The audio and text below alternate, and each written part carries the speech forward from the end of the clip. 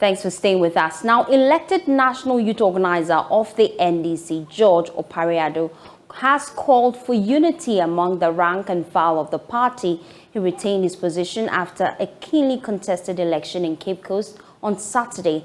Pablo, as affectionately called, beat his sole contender Yao Jemfi by obtaining 533 votes in the elections. We have just won the battle, but we have a war to fight. So we are not going to be carried by the battle we won. We expect to unite our ranks. If you look at the context, it was a close one. So we must bring everybody on board so we can make John Dramani Mahama president again. Our common enemy is the NPP. So today, we unite our ranks as the national youth wing of the NDC. And our march is to march towards the Flagstaff House. There is no Broja camp and there is no Pablo camp. There is the youth wing of the National Democratic Congress. But I don't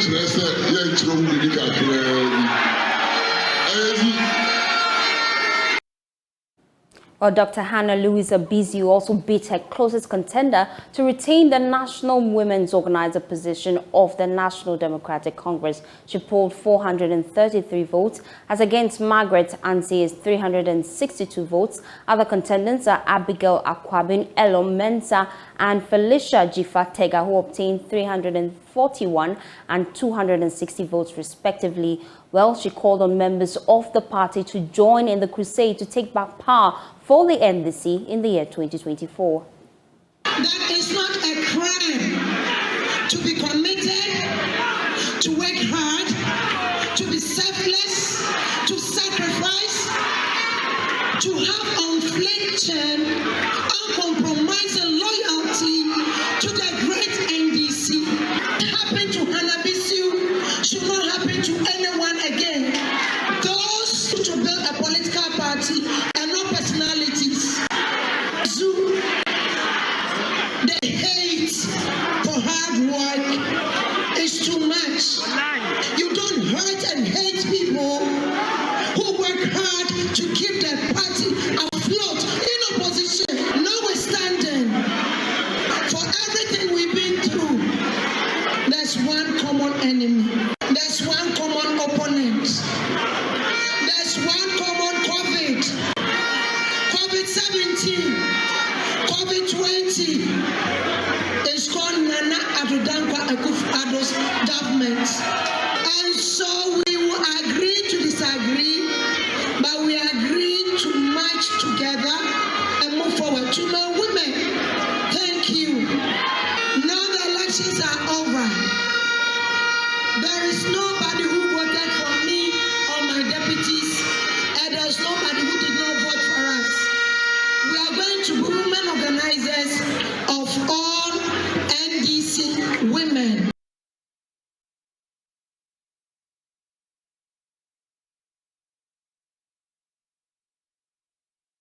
Well, let's get more on this. Member of our political desk, Samuel Mbura, joins us now on Zoom with details of other elected executives of the party. Sami, who are the deputies?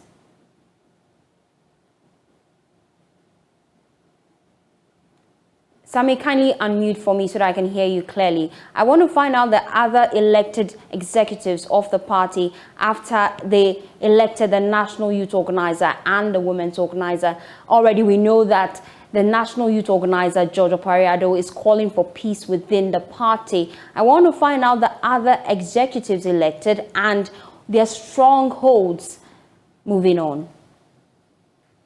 Right, so other executives that were also elected yesterday were the Deputy National Youth Organizer, where we have Osman Abdullahi Ayarga. He had 3,703, as against Ruth Della Sedom, who garnered 313 votes. Osman Abdullahi Ayarga has been declared the Deputy National Youth Organizer of the NDC. We had the Deputy National Women's Organizer slot as well. where Abigail Elom Mensah emerged victorious with 348 votes, as against Felicia Jifa Tiga, who had 296 votes. So these were the other people that contested in the elections yesterday.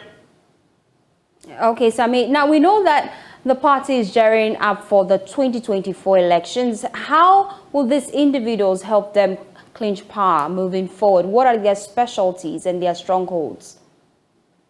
So if you look at the distribution of the elections, you realize that they are actually regionally distributed. So we have Dr. Hannah Bisu coming from the Bono area. We have Osman Ayarka also coming from the Upper East region.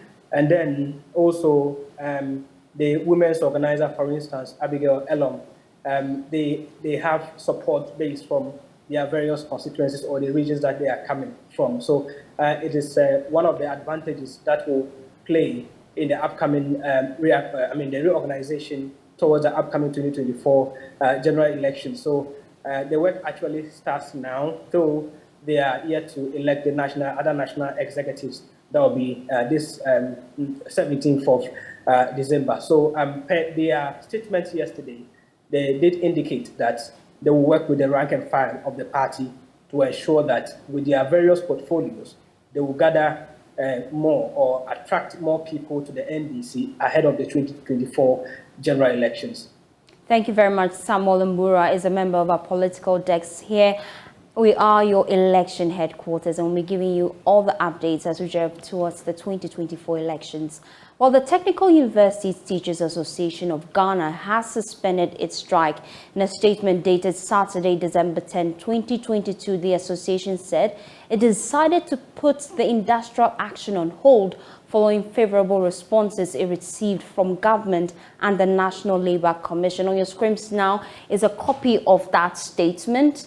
It reads, following conclusion of negotiations of internally generated fund-related conditions of service of campus, the vehicle maintenance allowance, and pursuant to the memorandum of agreement signed between government team and labor unions, which is TUTAG, UTAG, GAUA, and TEU, we announced the suspension of the strike action declared on Monday, November 18. The suspension takes immediate effect.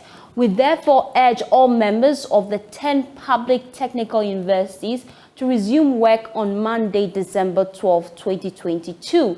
We also wish to express our gratitude to the National Labour Commission for helping the parties reach agreement in relation to the above allowance. We thank the Honourable Minister of Education for his honesty, sincerity, as well as participation throughout the negotiation process. Well, we're joined now on Zoom with the General Secretary of TUTAG, Dr. Abubakar Zakari.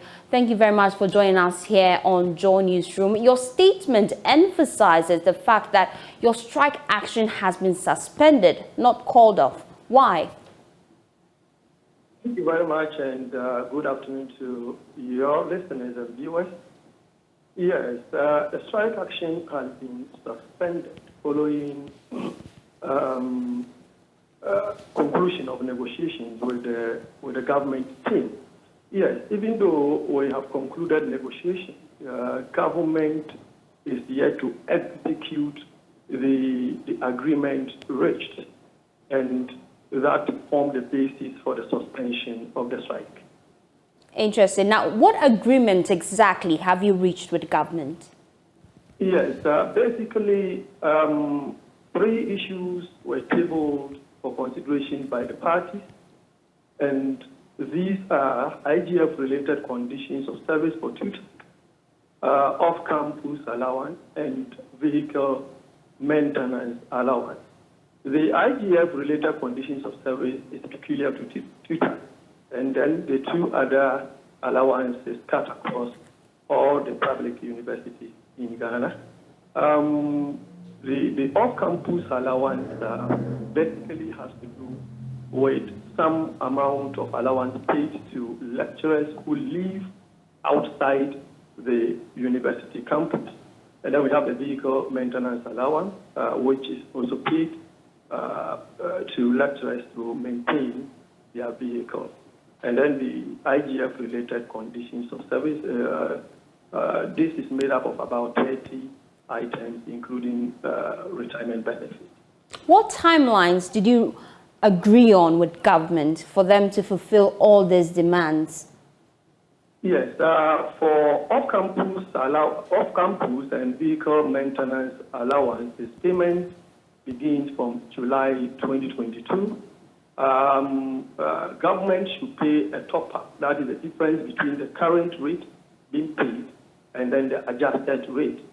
And so for the first tranche, government has agreed with the unions that they will pay the first 3 months, which is July, August, September, in December or latest by January, and the rest will be paid between July and November 2023. Okay, now what's your directive to your members? How soon are they supposed to resume work? Yes, as indicated by the release, they are supposed to resume work immediately, latest by 12th of December 2022. That is Monday. Thank you very much. Dr. Abubakar Zakari is General Secretary of TUTAG. While the Northeast Regional Coordinating Council has ordered the strict enforcement of the ban on exportation of grains and other agricultural produce to neighboring countries, the council has also urged stakeholders, especially parents and community leaders, to play active roles in the fight against teenage pregnancy and child marriages. These were the key resolutions that were highlighted at the council's last meeting for the year 2022 held in the regional capital, Nalerugu. Regional correspondent has more in this report. The meeting held at the new Regional Coordinating Council building in the capital, Nalerugu, was under Section 198 of the Local Governance Act 936, which states that a Regional Coordinating Council shall meet twice a year and shall hold any other meeting that the Council considers necessary at the times and in places determined by the chairperson. The meeting was attended by all heads of the local governance architecture, including municipal and district chief executives and traditional chiefs. This is the body that essentially takes major decisions for and on behalf of the central government in the region. The regional minister Yidana Zakari chaired the meeting. Therefore, this council is the highest legislative and decision-making authority in the region, and the office of the Regional Coordinating Council is by law responsible for the implementation of the decisions of the council. According to the minister, measures are far advanced to ensure a complete and fully functional decentralized system to enhance effective public services in the region, which was created only 4 years ago. In line with the decentralized system of administration, the construction of administration blocks and boundaries for the regional departments of agriculture at the Yagba, Department of Feeder Roads at Bokurgu, Ghana Health Service Office, which is still ongoing at Gambaga, and the Ghana Education Service Office at Wadwani, which is also near completion. The minister noted that despite the quick development progress, the region was still challenged on many fronts. Mention can be made of the high rate of teenage pregnancies recorded in the region. You look at the high rate at which our teenagers get married. That gives another cause for concern.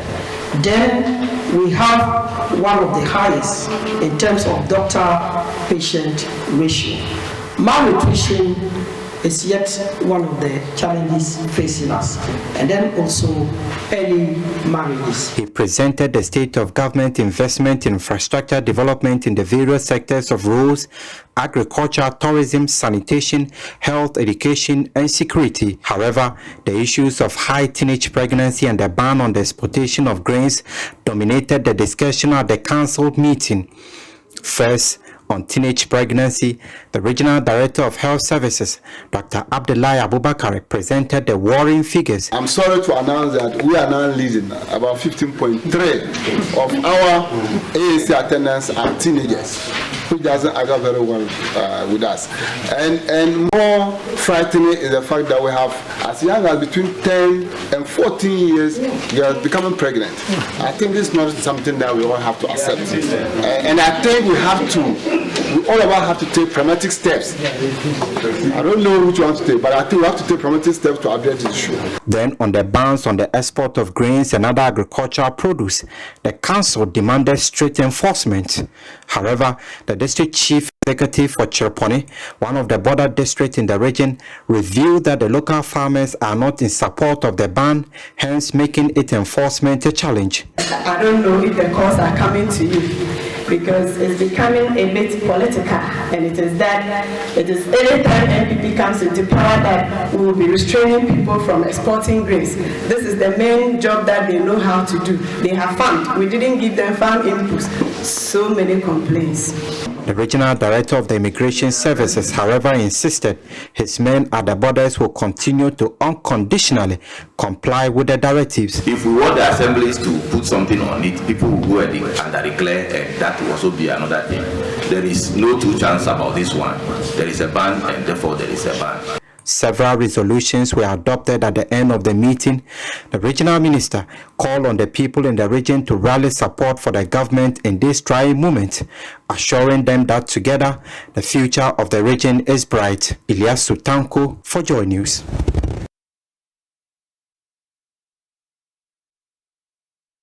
Well, the executive director of the Ghana Blind Union, Dr. Peter Obeng-Asamoah, is urging parents of visually impaired children not to keep them at home simply because of the high cost of learning materials for visually impaired persons. He noted that it is important for visually impaired children to be educated. Hence, the cost of education should not be an hindrance.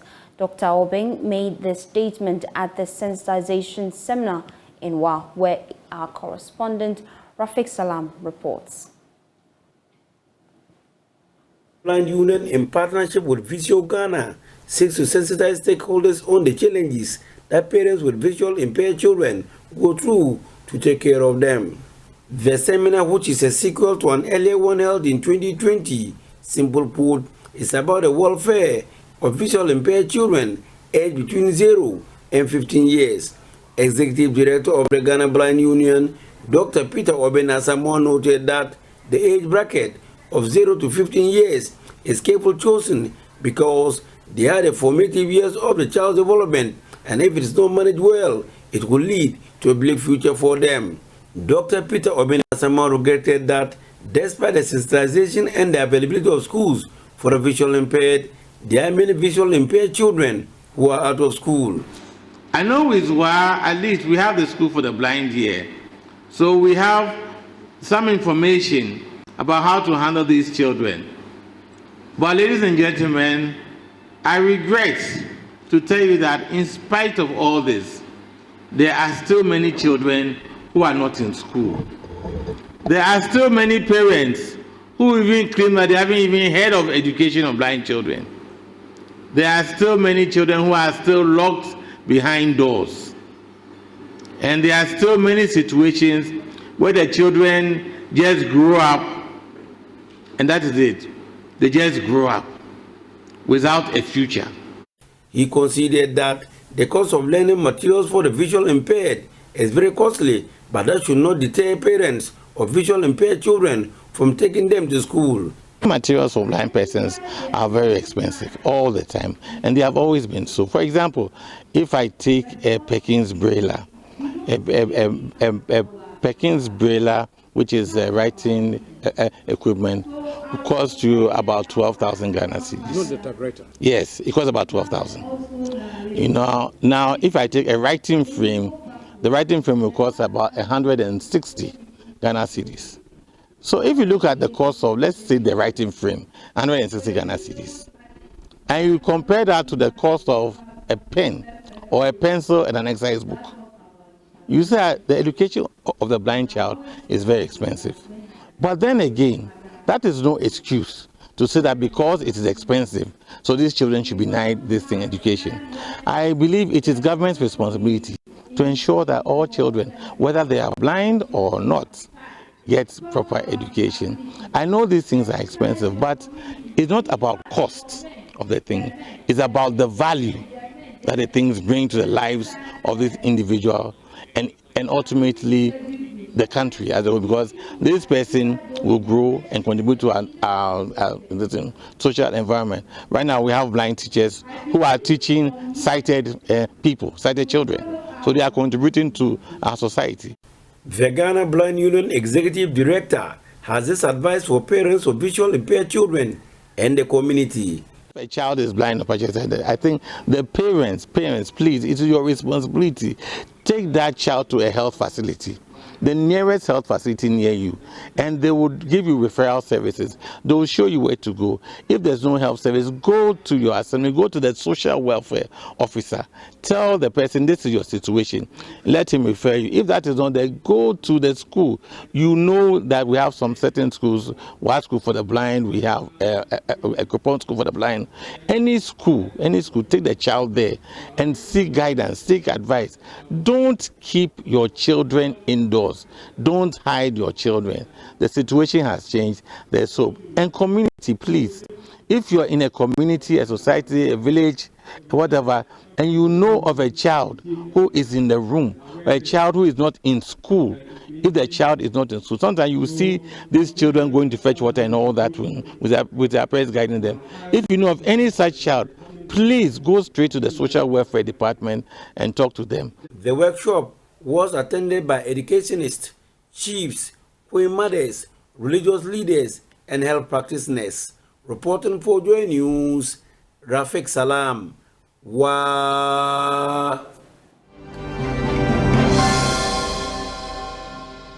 Sorry there. Now, fufu, kokonte, and gobe. What do they have in common? They rank as some of the cheapest foods for many. But for some people, they are unhappy because they cannot even afford them anymore due to inflation and the general high cost of living. That's contained in our latest edition of The People's Voice. We took to the streets to find out your thoughts about it. We went to the Accra Mall area. Listen. For those who decided to get closer to the microphone, they were most concerned about the escalating cost of essential home items and food. I'm complaining about transport. Foodstuffs. The public must be loud about high cost of rice and soup. The manufacturers have even reduced the size of the product. But the price has been increased. They should try and reduce the price for us.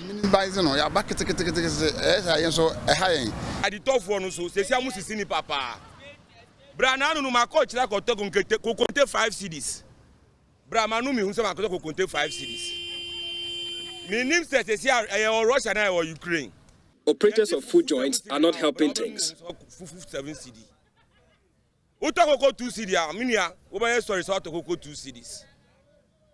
5 cedis of my favorite food is not enough anymore. It used to fill my tummy. They are always increasing their price. How can we afford? Others were more concerned about the fast deteriorating Accra Tema motorway.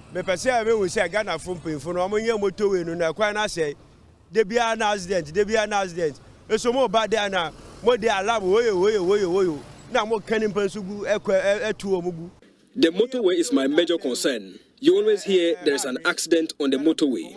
They should try and put it back in shape. We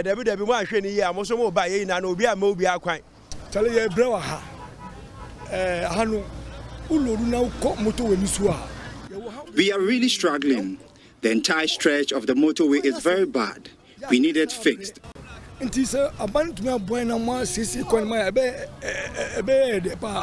a citizen of Ghana. Government, we breed you that if I tear the petrol top, maybe 10 cedi or so, we like it. I am a Uber driver. I pay my tax to the government. Nanado, we beg you. You know, say the way you do free education, no, you go free do the petrol like that. When the petrol rise up, then everything is for Ghana here. We beg you, government, do something about it. For the young folks, they want government to work to provide more jobs. It's actually bad.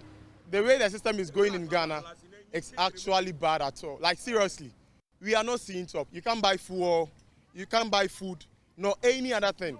See, the government is really killing us. Rising up dollar, doing everything on your own as if the whole country is in your pocket. Now, if you are listening to me, I'm here. I'm a youth of this nation. The way the system is going, and every youth listening to me right now should rise up. Seriously. The police are also killing us on the road. Yes. The police are also killing us. Everybody is trying to make his way out. Why? Because the system is hard. Because the system is hard. There was also commendation for the Ghana Police Service, which has increased the number of police personnel patrolling the streets. Oh, I mean, I don't want to applaud the IGP. Yeah, that way, then deploy the police put for almost every checkpoint. It make we feel safe for the country. Like, though things be tough, but at least we find some comfort that they go about our normal work. That one we all applaud them. You do all IGP, we do our back. Well, look out for the microphone that gets your views heard. It may soon come to your neighborhood. For Joy News, Michael Ashale.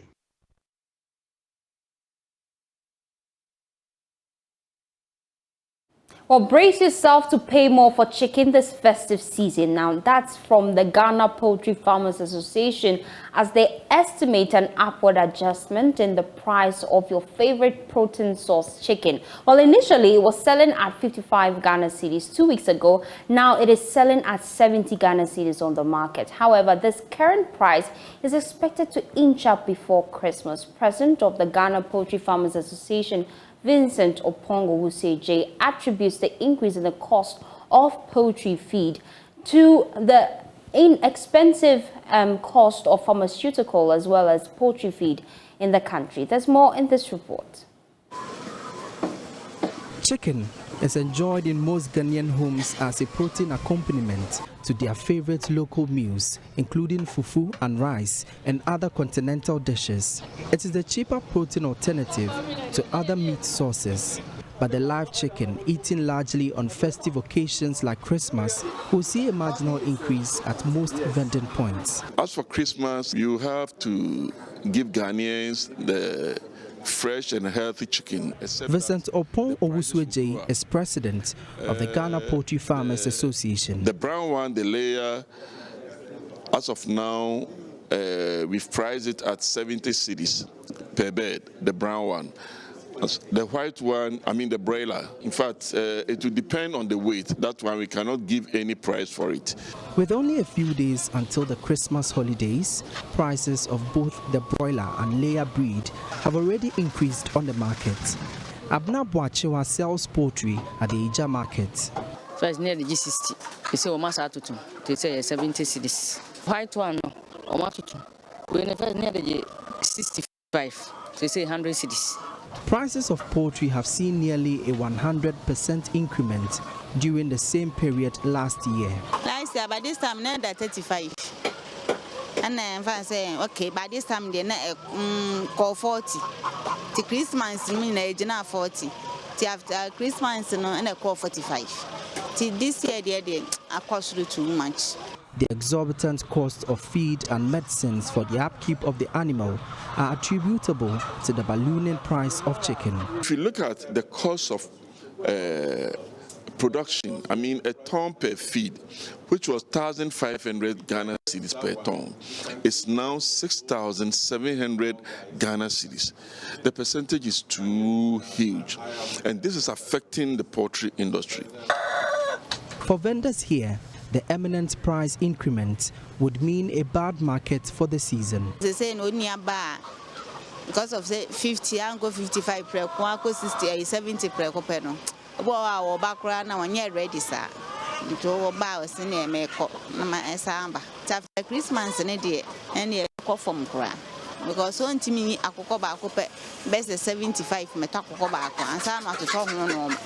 Regardless of the economic turbulence facing the country, are you willing to enjoy your scrumptious and succulent chicken this festive season? From here at Ija for Joy News, my name is Emmanuel Bright-Kweku. Yes, so watching Joy Newsroom. We'll be back after this break.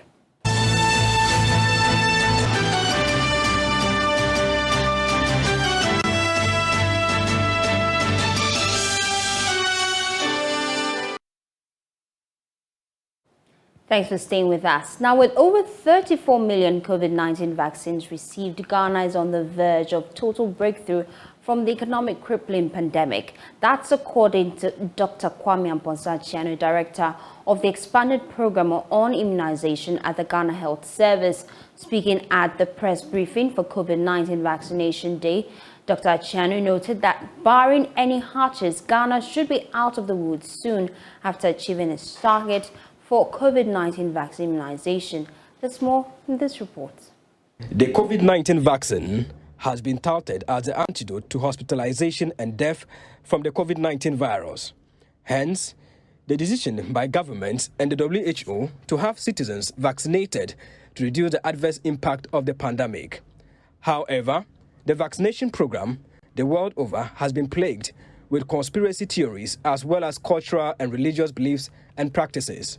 Director General of the Ghana Health Service, Dr. Patrick Kumar-Boaji, cleared the air on the claims about expired vaccines being administered. We've seen information about expired vaccines. Let me explain. It normally would take years to develop vaccines because you're waiting for stability to see the shelf life. This is a situation where the world had to come up with a vaccine, so we have been given different shelf lives. We continue to check for stability. So as the time approaches and stability is still there, WHO and the FDA extends the vaccines. The current vaccine expired for Pfizer is 15 months and not the 12 months as stated. So this issue that we are administering expired vaccine is not. In 15 months time, if it still remains stable, the World Health Organization and other regulatory bodies will extend because it's safe. Director for the Expanded Program on Immunization, Dr. Kwame Amponsah, announced the strides Ghana has made in the vaccination drive and announces measures put in place to consolidate the gains. So as we go on, we are improving, and we think that we still have a long way to go. We started tracking Stephen Mensah's report by month. read We did to a you. lot of fanfare and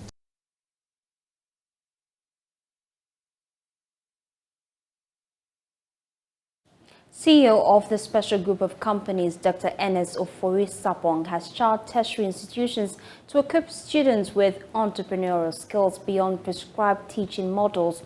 This, he believes, will help graduates obtain the required set skills to penetrate the competitive job market. He was speaking at the 4th graduation ceremony of Heritage Christian College. Join UT's Tracy Asamoah has more in this report.